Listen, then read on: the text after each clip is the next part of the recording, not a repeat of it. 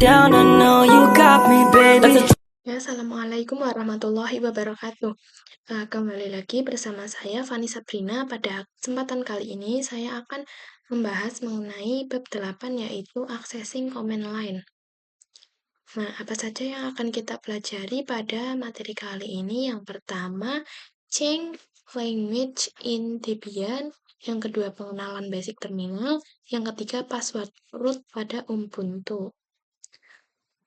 Oke, langsung saja ke materi yang pertama, yaitu mengubah bahasa di Debian. Oke, kita bisa langsung ke VirtualBox dan nyalakan Debian Desktop ya teman-teman, atau Debian GUI.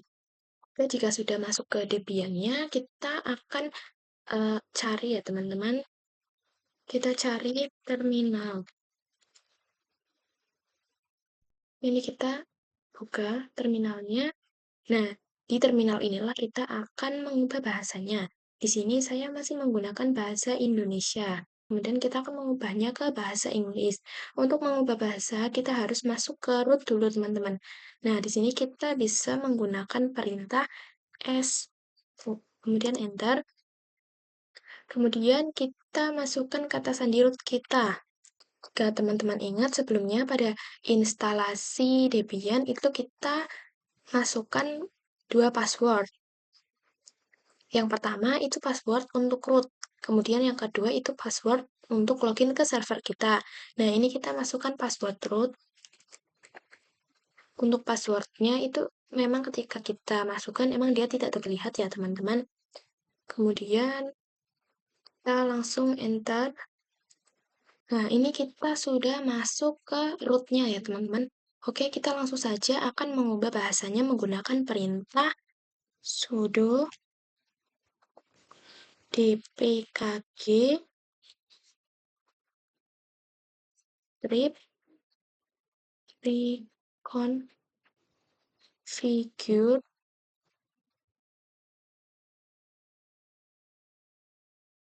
locales.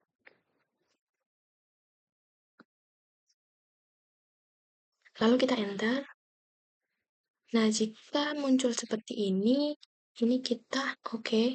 Nah, di sini jika muncul seperti ini, teman-teman bisa cari kodenya ya, teman-teman. Jika teman-teman ingin mengubah dari bahasa Inggris ke bahasa Indonesia, teman-teman bisa scroll kemudian cari yang ID .utf 8 UTF 8. Nah, yang ini ya teman-teman. Jika teman-teman ingin mengubahnya ke bahasa Indonesia, berarti yang ini. Nah, karena di sini kita akan mengubah menjadi bahasa Inggris, jadi ini kita cari kode yang EN .US UTF 8 UTF 8.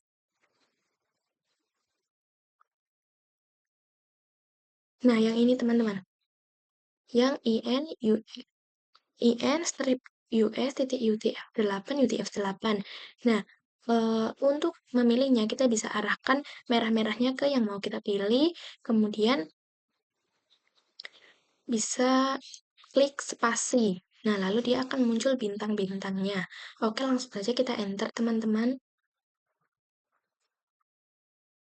Lalu kita arahkan ke yang N atau English. Kemudian enter. Nah, di sini kita tunggu prosesnya ya, teman-teman. Oke, kita ke aktivitas, kemudian cari pengaturan. Nah, ini kita buka.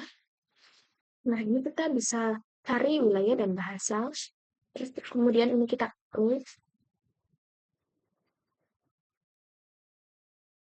Nah, di menu layar log masuk, itu kita akan mengubah bahasanya. Nah, di sini kita klik yang bahasa. Kemudian kita masukkan password root-nya. Oke, kemudian autentikasi. Nah, di sini kita pilih yang English. Kemudian kita klik pilih. Begitu juga yang di akun Anda. Kita buka yang bahasa. Kemudian kita pilih yang English.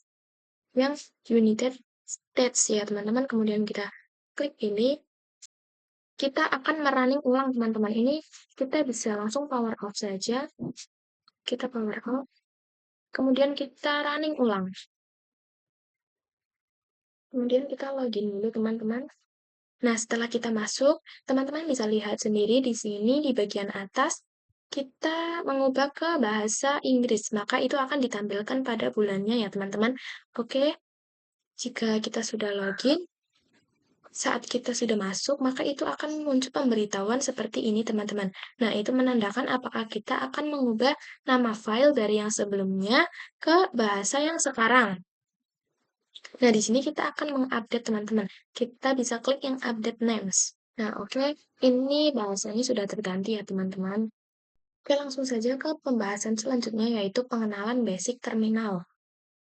Jadi, basic terminal itu konfigurasi dasar atau perintah dasar yang sering digunakan pada OS Linux, teman-teman. Oke, kita bisa langsung masuk ke VirtualBox-nya. Kemudian, teman-teman bisa masuk ke Debian-nya. Nah, lalu kita pergi ke terminal. Nah, di sini saya akan memperkenalkan penamaan-penamaan di sini terlebih dahulu ya, teman-teman.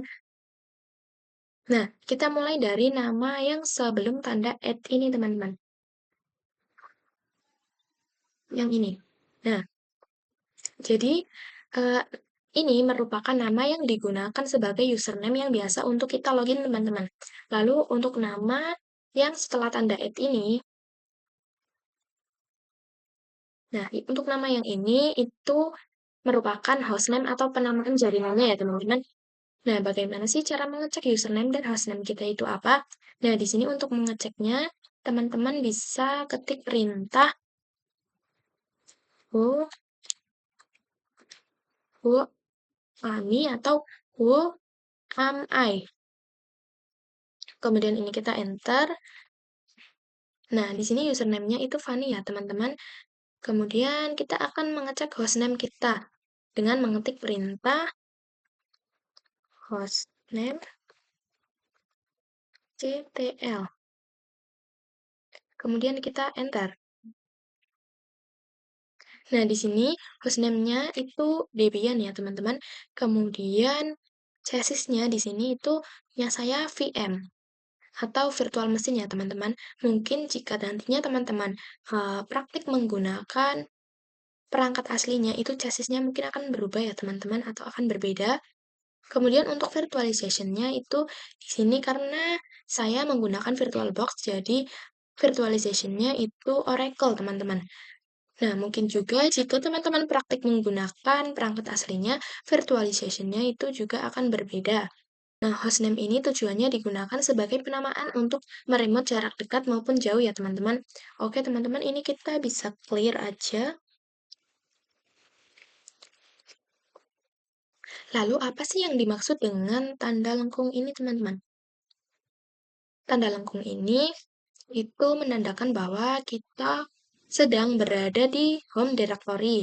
Oke, kita bisa menggunakan perintah pwd untuk melihat di mana keberadaan kita sekarang. Klik pwd, lalu kita enter. Nah, di sini saya berada di home/Fanny. Oke, selanjutnya saya akan mencoba masuk ke direktori lain. Kita menggunakan perintah cd spasi /etc. Dan ini adalah perintah untuk masuk ke direktori etc, teman-teman. Kita enter. Nah, maka teman-teman bisa lihat di sini tanda lengkungnya itu sudah hilang ya, teman-teman. Karena kita sudah tidak lagi di direktori home. Oke, kita masuk kembali ke direktori home. Kita gunakan perintah cd spasi /home/Fanny. Kemudian enter. Nah, tanda lengkungnya sudah ada lagi ya teman-teman, karena kita sudah masuk ke direktori home lagi. Lalu apa sih yang dimaksud dengan lambang atau tanda dolar ini? Nah, ini itu menandakan bahwa kita hanya memiliki hak akses sebagai user biasa. Sedangkan jika ada tanda pagar, itu akan menandakan bahwa kita memiliki hak akses sebagai root paling atas. Oke, cara untuk masuk ke root itu kita bisa menggunakan perintah su, kemudian enter. Lalu kita akan masukkan password rootnya. Nah, kalian bisa lihat sendiri lambang dolarnya itu sudah tidak ada atau sudah hilang. Dan di sini itu terdapat lambang pagar saja, teman-teman. Nih, itu menandakan bahwa kita sudah bisa mendapatkan hak akses untuk root. Nah, di sini juga tidak ada tanda lengkung seperti ini. Dan itu menandakan bahwa saya sudah tidak berada pada directory home. Lalu kenapa di sini masih ada tulisan home?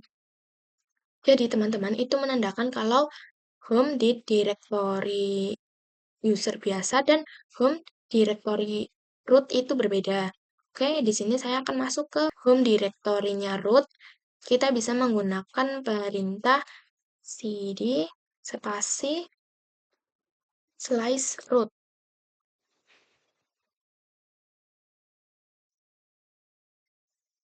Kemudian kita enter.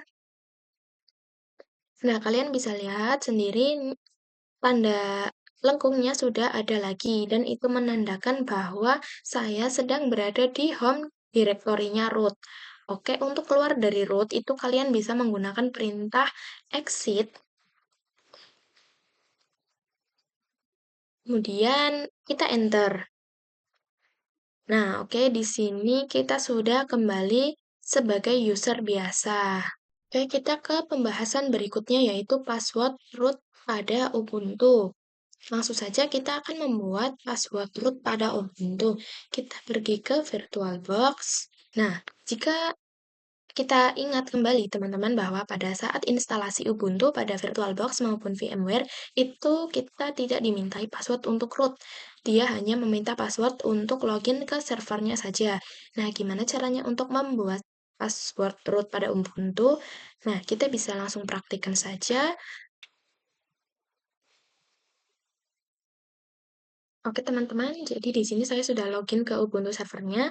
Jika tadi saat di Debian kita mau masuk ke root dengan menggunakan perintah su, kemudian masukkan passwordnya, sedangkan di Ubuntu kan kita tidak tahu untuk Ubuntu dia tidak ada password rootnya. Nah, untuk membuatnya kita bisa ketikkan perintah sudo passwd. Terus kita bisa enter. Nah, kita tidak akan langsung membuat password untuk rootnya. Di sini kita masukkan password user kita dulu, teman-teman. Kemudian kita enter. Nah, disinilah kita akan membuat password untuk rootnya. Oke, di sini kita bisa buat passwordnya. Eh, kita buat passwordnya. Emang dia di sini passwordnya itu tidak terlihat ya, teman-teman. Lalu kita enter. Kita kemudian konfirmasi passwordnya. Kemudian kita enter. Di sini saya sudah berhasil membuat password rootnya. Jika sudah membuat passwordnya, kita bisa masuk ke hak akses rootnya dengan mengetik perintah su, kemudian enter. Lalu kita masukkan password rootnya yang tadi kita buat. Kemudian enter. Nah, kita bisa cek lokasi terlebih dahulu ya teman-teman. Kita bisa masukkan perintah pwd, kemudian enter. Nah, ini kita masih berada di home slice Sabrina. Dan saya akan masuk ke rootnya dengan perintah cd spasi slice root. Lalu enter. Nah, di sini saya sudah masuk ke hak akses rootnya. Oke, kita cukupkan video kali ini. Terima kasih. Mohon maaf jika ada kesalahan kata. Terima kasih. Sampai jumpa di video saya selanjutnya. Wassalamualaikum warahmatullahi wabarakatuh.